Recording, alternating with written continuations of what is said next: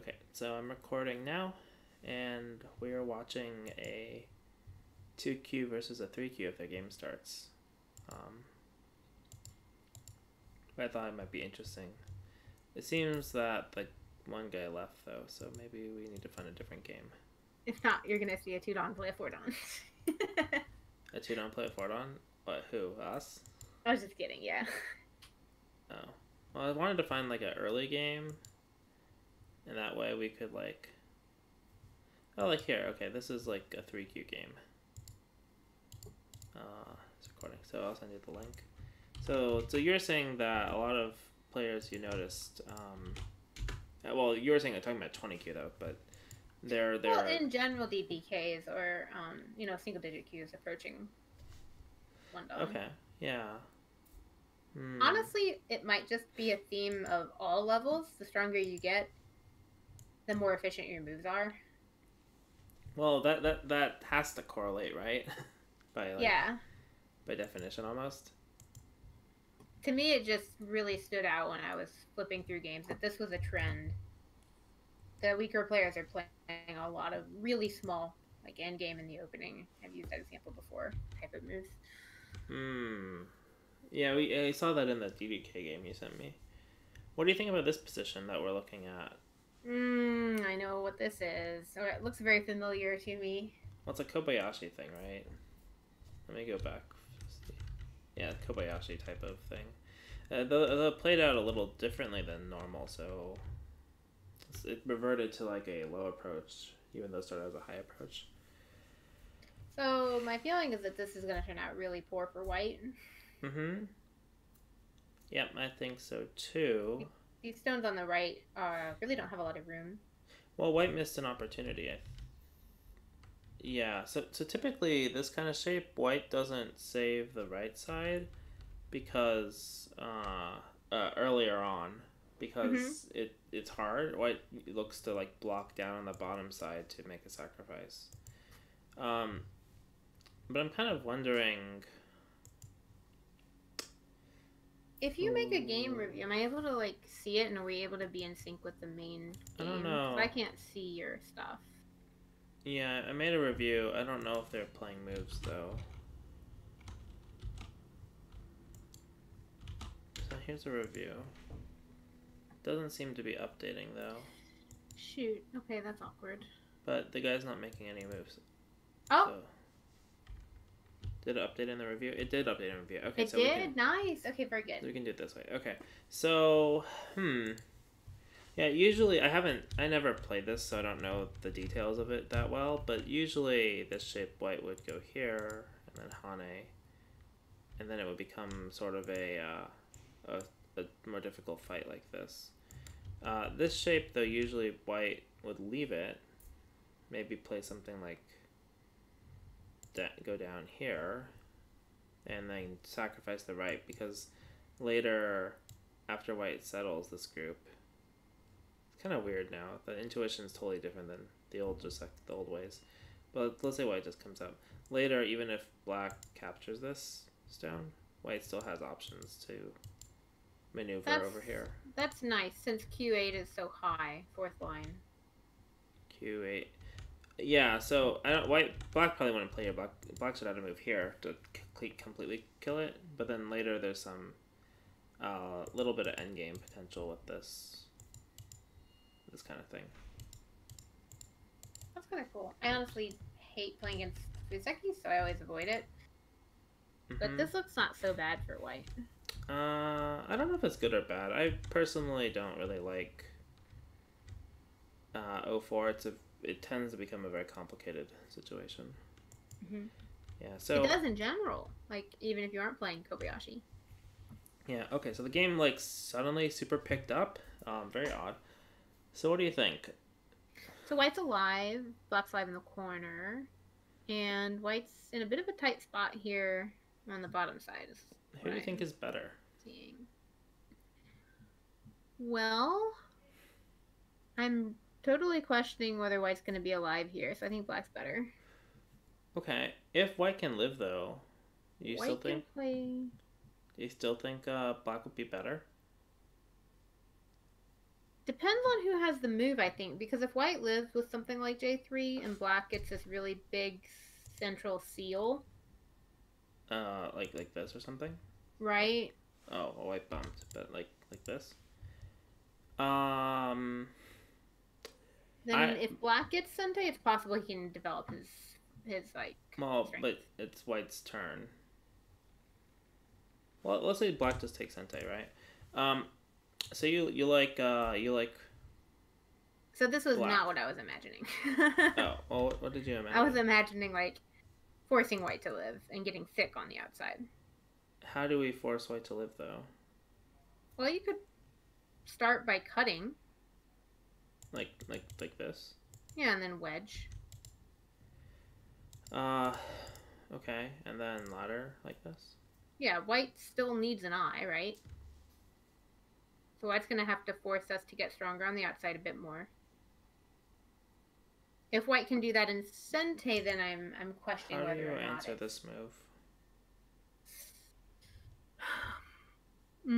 That's tricky. Yeah, especially because white has this in reserve, so white can just keep pushing. Ooh, that's really nasty. Right, and eventually you have to basically revert back to playing here, in which case then white can do this. So the only move that black has is this way. And this is a disaster for black, I think. No, we can't possibly let white split our wall. Okay, well, then I think your better bet is just to push. Just turn. Okay. Oops. And then you can... I still can wedge, so maybe we have to play something like this. And then... White's alive, though. So do you want a Teniki now, or do you want to add a move? I don't really want to, because then F3 will get cut off. Yeah. So the thing is, like, even if F3 wasn't there, this would be okay. But like, just noticing this exchange, I'm already thinking this is better for white. You know, because if you have to add another move to defend, let's say white, you even get the result you want, right? We can say that this move is Sente too. Sure. We'll say go play N16 or something like that. What? N16? No, as okay, N6, something like this. Yeah. That's too big, I think. I think it's a little easy to reduce, especially with the algae here. Yeah, but I would play this. But you think so? Do you think this is? I think if black gets this result, though, I do think it is a little bit. It would if it's not close, it's good for black a little bit. Usually, when you have this kind of thing where it drives down like that, that's actually usually pretty good. I like that, and white's two groups are very tiny. Well, black's also very tiny. I know it's black's corner, and black had a. I know. I just think that the outside is more valuable than the two tiny groups. Yeah, I agree. Okay, I thought if white can make a better life, though, then it would be good for white, because I don't think the outside would have been good enough. So this is the game, and this is a disaster. What? How do you think people come up with this move? This move from white? Yeah, like, the white's 3Q. I don't understand how people come up with this move. Like, of course you want to jump, but why is he afraid of jumping? First thought is, how fast did they play it? I don't have a time thing. Second thought is, maybe they only read one of the jumps, saw that it didn't work, and decided to push. Don't both jumps work? This one definitely works. I don't believe the other one does, though. You don't believe this works? Like, it's a longer read if you're talking about the right side.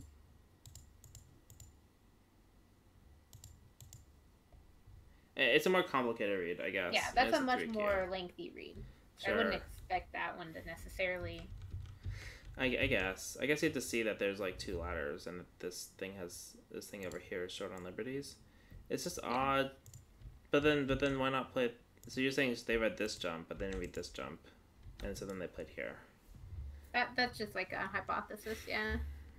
That makes sense. It's just like when you're like, part of like becoming a stronger player is sort of just knowing there are certain moves that if they're just not allowed to play.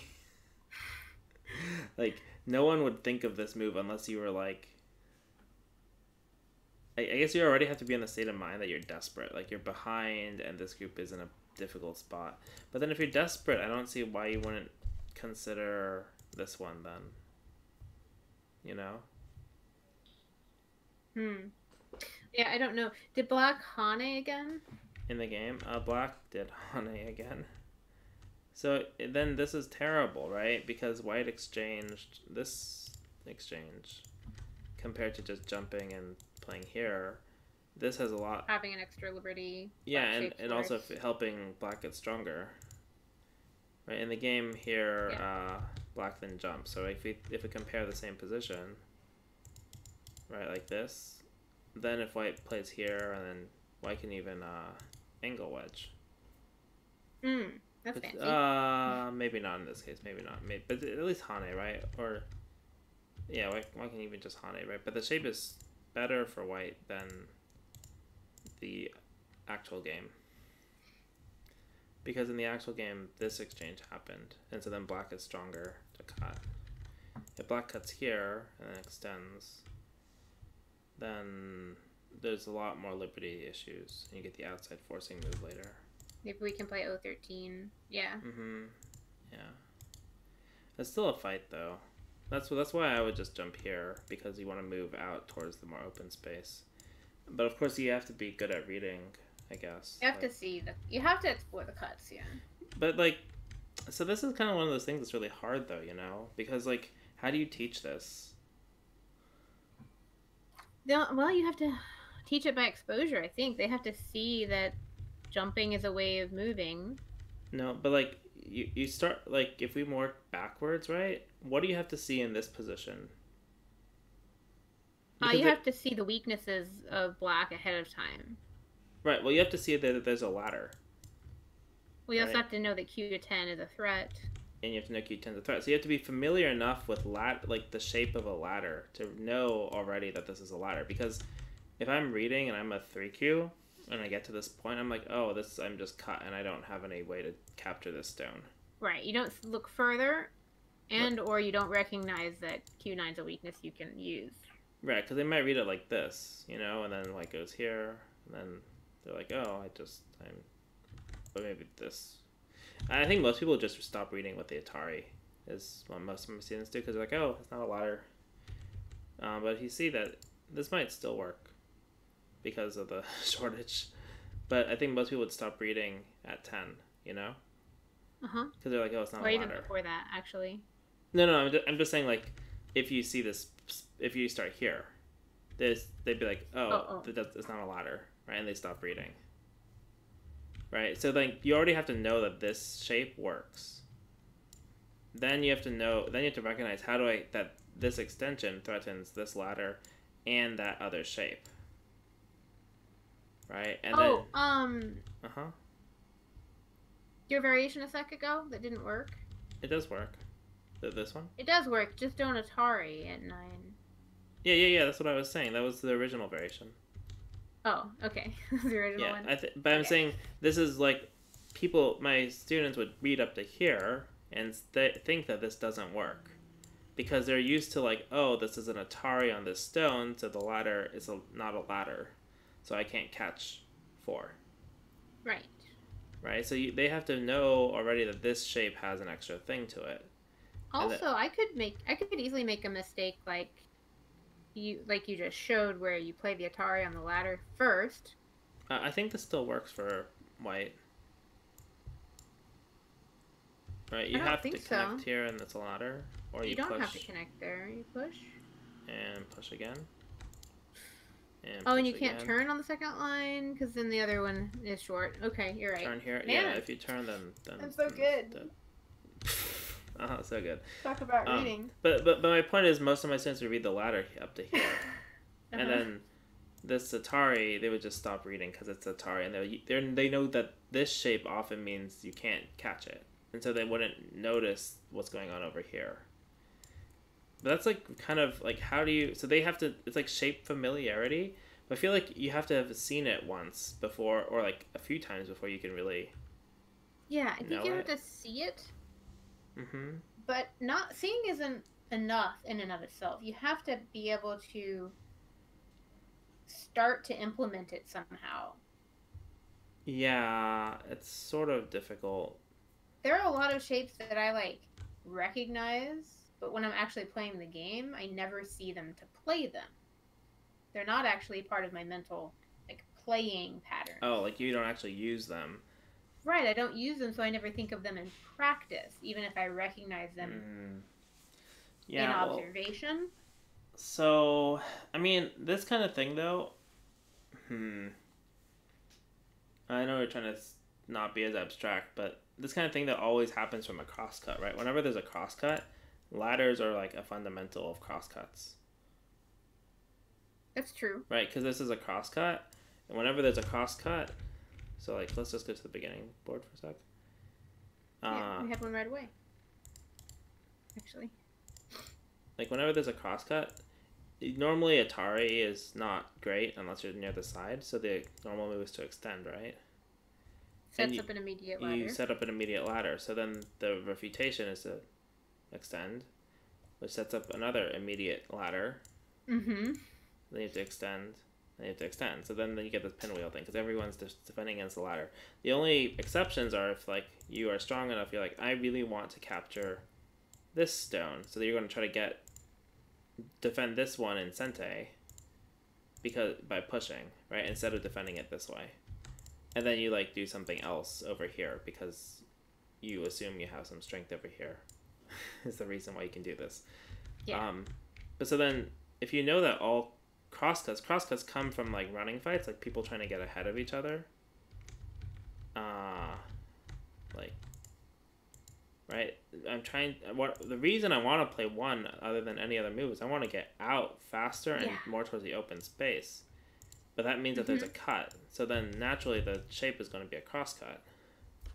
And then obviously this is not as nice a crosscut as the empty board, but anytime there's a crosscut, you start saying, oh, well, obvious move is to extend, not to Atari or something.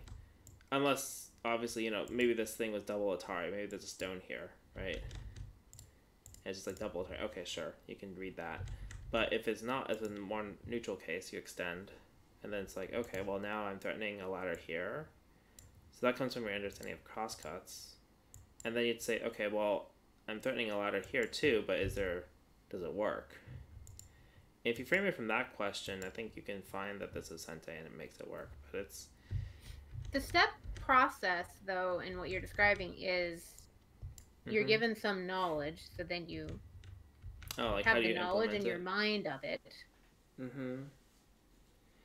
Well, that doesn't necessarily mean that you will be able to use that knowledge. I mean, it is because you can think of, okay, now I know crosscuts, ladders stem from crosscuts. No, but the theory, the theory I'm describing, or what I'm describing is from a theory perspective is knowledge, but the practice is not theory. The practice is pattern recognition. It's recognizing that there's a crosscut, and then as you get better, recognizing, oh, every time I jump like this, I know there's a cut. Oh, it's a crosscut. And then saying, okay, since there's a crosscut, I should look at ladders, right?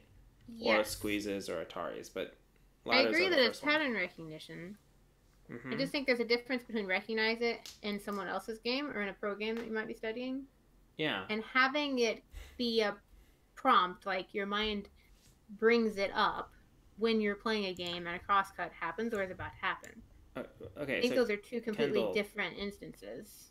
Well, but here's the thing, right? So where do patterns come from?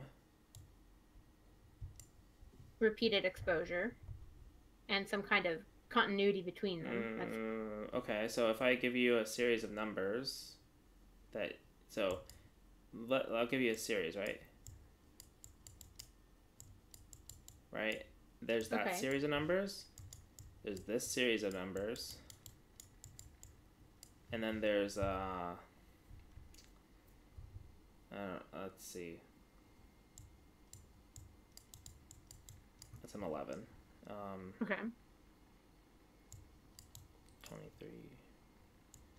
Okay, which series of numbers is the easiest to remember? Well, the second one. Yeah, why? Because it's the most familiar. Right, you're just 1, 2, 3, 4, 5, 6.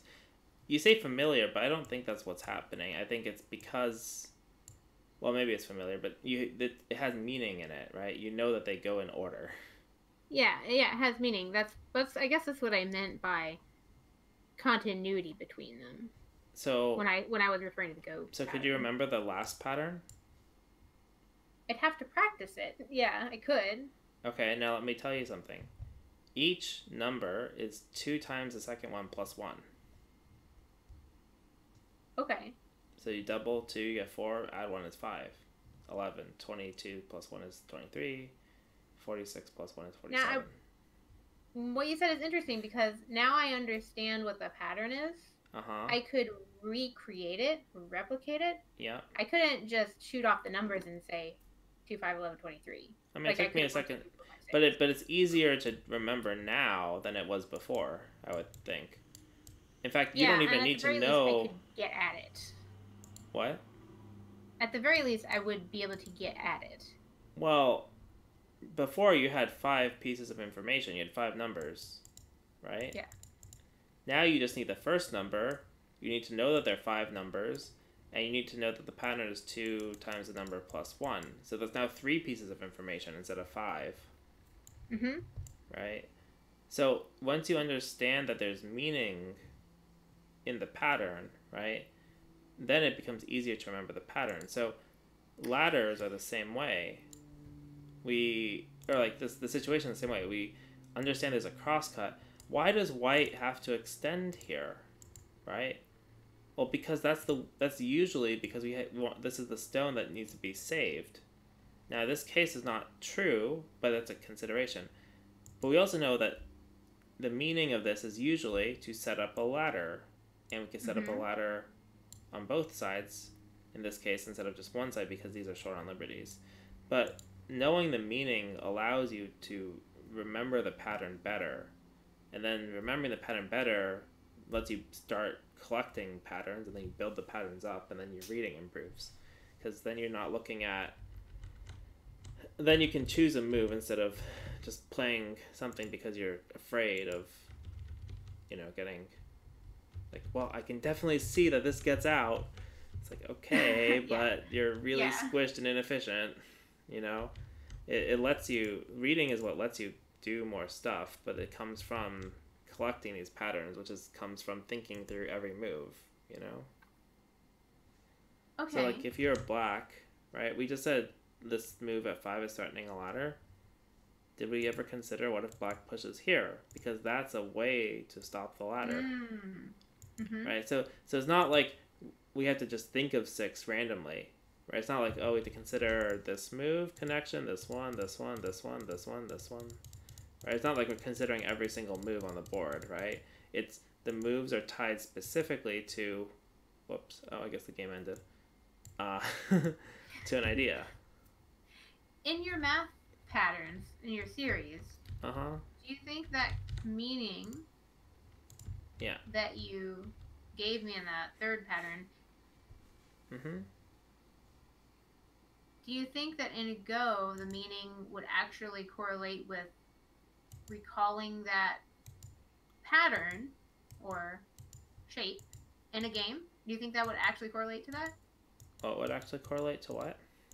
Having the meaning connected to the pattern. You're saying giving the meaning would make it more memorable.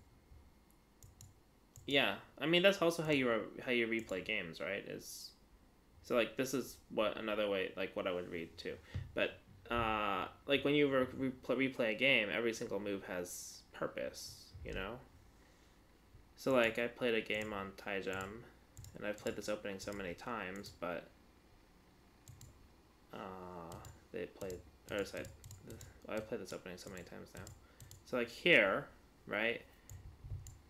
It's like, well, what's my next move?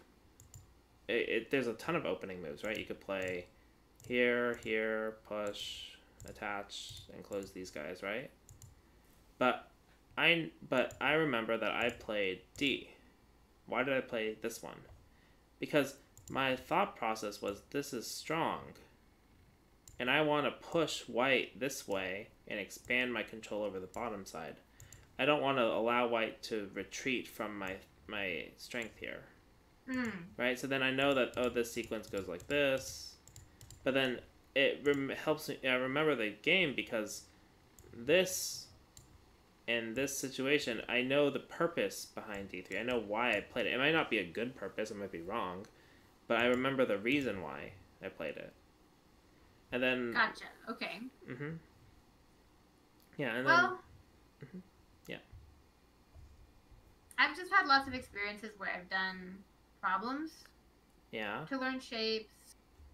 Or I've been taught shapes, and I never see them in the game. Is there a shape you have in mind? Do you remember that one game where you asked me, what is this shape similar to? And it was the connecting underneath with the knight move shape. It's kind of in a lot of Tsuji problems. Like I don't remember the game, but when I say connecting underneath with a knight move, I think of a shape like...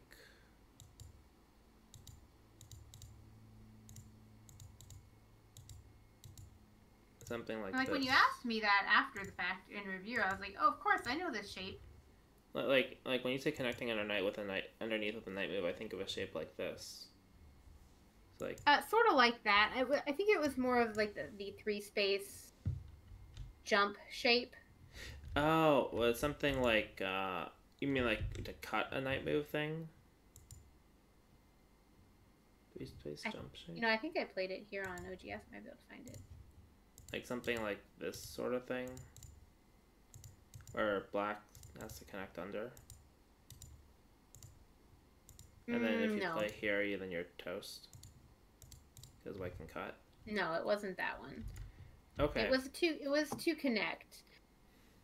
So, but this is an interesting shape, too. Like, if this white stone is not here, then black can play this, right? It kind of goes back again. It's like, why is white like? I know this is a little bit different than what you're saying, but it's still on the same topic of shape. You have to know the purpose of every stone. If white has a stone here and black tries to connect, black can cut because this stone allows you to push in and cut. And if that stone's not there, then if we do the same thing, then we're not able to push in. Right, so the shape, like, you have to know why each stone and which stones are important or not for the function, I guess. The more you understand about it, like... Yeah, and... the more nuanced you can be in your application of it. Right, but it's also more memorable. Like, I don't have to think about, can I cut this or not? I just say, oh, is there a stone here? Okay. That's kind of... I guess technically I look at these 3 stones. But that's it. So when you're thinking about learning shape, I think that's the important part, is knowing why every stone is important. But it's really hard to teach. Like, I can tell someone why the stone's important, but it lasts it's much more impactful. Like, they remember it better if they figure it out themselves. That's true.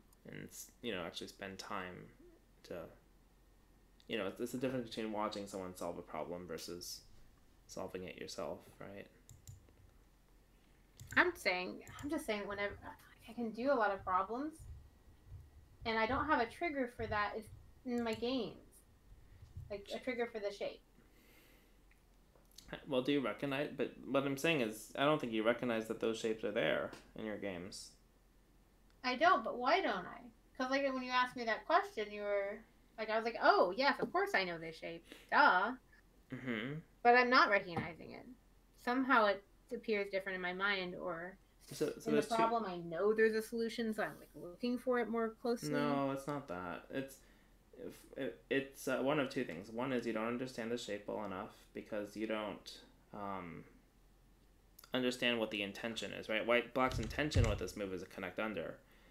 So the only way you're going to find that move is if you in your game are thinking about, well, what am I trying to do? And it's like, well, I'm trying to connect under.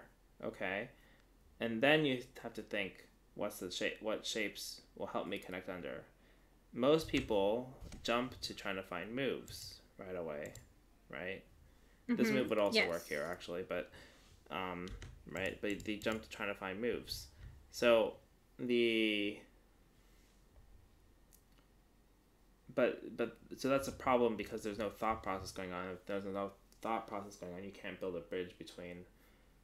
I mean, there's a thought process obviously, but it's not a conscious, deliberate process. So you can't build a connection between the practice you're doing and the experience you're having in the game, right? Can you repeat that first part? You can't build a what?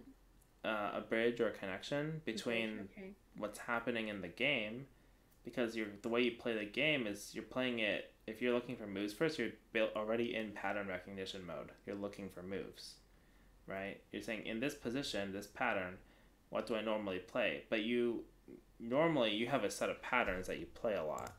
Most people do, right? This is like your set. It's like set A, and it has a lot of patterns you play, right? A lot of different things. And if you're playing like Blitz or something, that's what you reach for first. And right, or if you're playing kind of on autopilot, then you have a set of patterns B that are like not used as much, but and these are the ones that you just learned, right? They're not used as much because you just learned them. So these are just your other patterns. But thinking of, and as you play the game on autopilot, you're already in pattern recognition mode. You're just going to start picking stuff out of, maybe you pick one bag, here, but mostly out of this bag, right? But what you want to do is you want to say, okay, I have these. I want to first, step one, figure out what I want to do, right? What do? Yeah, and then once you figure out what you want to do, then your bags, you have these different bags, but you're not looking at them as like, what do I play a lot? You're saying, what are the particular things in these bags that would help? Maybe there's one here, maybe there's one here. But this brings your attention to the particular things instead of just automatically picking from whatever's most common at the front of your mind, which is the A set. Right. So that's the difference, and that's part of why you might not remember a particular move at the time, because there's many ways to look at a shape, right? like this top one, we're looking at the connection here, but it could also be a shoulder hit against this thing, or a shoulder hit against this knight move, right? Yeah, it has a lot of different qualities. Yeah, or there's this elephant, your dawn shape thing. There's a lot of different ways of dissecting a shape, but at the start, it's just like whatever the pattern comes to mind, right? Whatever one you're most likely to see is the one that if you're in pattern recognition mode, you're going to play. So I'm like, if I'm black and I'm just like a naturally aggressive player, I'm like, vital point. I'm gonna kill this thing. You see this a lot at SDK level, right? Yeah, you're just playing moves without thinking about why. But you're like, and then the review, I'm like, why did you play this? Like, it's a vital point. I'm attacking him. It's like, what? No, wait, why were you attacking him? It's like, I thought I could attack him. It's like, they didn't consider why they're attacking. There's like, their default mode is attacking, right? Yeah, attacking equals, like, good, always do that if you can. Right, so like, you might have a situation like this, and they're like, I'm maybe not at a SDK level, but I'm attacking him. It's like, I thought I could go here and I could still come out this way. Like, maybe, I don't know. But then you're more reasonably like, well, wait, what does the situation call for first? Oh, connection. Now I'm looking just at ABC, maybe here, right? And I'm not looking at E. I'm not looking at anything over here, Or, this Joseki, this pattern, has a follow-up for black in the corner, right? So maybe someone's like, I see this shape. I'm going to play here. It's like, what? But all the tension is over here. These things are going to die, So it's like whatever you're latching onto. Some people have the opposite problem. They play the new patterns, but they never retain any of them because they're always like playing the new one first, and then they like look at this and I know this one. Play here. To be honest, I think that the pull to do what is familiar is really strong, even if you don't have a good reason, because it's reliable in a way. And it's a really strong like pull or influence. I mean, it's kind of habit, but like that it's not a bad thing either, right? You want to have some intuition for a shape. It's just you want to guide that intuition by the strategy first, not just the pattern part. I'm just thinking about that scene in Hikaru where he's like in the beginner class and he's like, where should black play here? And Hikaru's like, oh, you should play this one. And the guy's like, oh yeah, that's an interesting move. People don't play that anymore. But it's like Hikaru's just like, oh, I've seen it. Pattern recognition. Yeah, exactly the right? same. Which is like how beginners, like that's a really easy thing to think about. And actually that's usually probably what we should teach beginners, to be honest. A lot of professionals I know, they say like when you're first learning, you should learn a few joseki. I think that's true. Yeah. It's really frustrating though when you see people playing like really high level moves. Yes, let's not teach beginners this joseki. When you see them playing them and then they don't know how to like use them, or they get into situations where playing that move causes a lot of complication. They're just unable to navigate. Both sides are unable to navigate that situation in any way that makes sense. In a way that makes sense. Yeah, it just sort of breaks down. I could see that. You know, it's like maybe a 15Q has studied the avalanche like a little bit. But then their opponent hasn't, and they play something different, and then they don't know how to handle the difference, and both players don't know what they're doing. So it just comes down to like their basic level of tactics fighting each other. Sure, but every game kind of becomes like that at some point, where it's just after a fight breaks out, if it's not controlled, it breaks down into some of those joseki are very specific. So if you're set up and there's like one road to not die with one half of the group or something. Oh. Just like with the Kobayashi thing we were looking at earlier. That white group, if somebody had made a mistake, it could have died. On the right side. That's true. I think it... So I guess I'm saying that they set up really hard positions to navigate. Beginner, like... for a beginner, for a weaker DDK or something like that. I mean, but like... That's kind of like you could think of it the other way too, though, right? You have more experience, so you can see earlier that it's going to be hard. I think for them it's already hard. They're already in a position that seems hard before it becomes like hard to you, right? Because you're more capable. You have more room to swim. You know more about how to navigate the shape. I feel like it's hard as soon as somebody cuts. Well, maybe you're just weak at cutting then, or like crosscuts. Typically, when someone cuts, though, right, it's very rare for the fight to be even. Right? Like, well, like the small knight press and the cut. You're talking about... Like if that happens in a normal game, I always shy away from that pattern. I never do it. You're talking about, like, yeah. This one? Okay. I mean, this one is famously very difficult, right?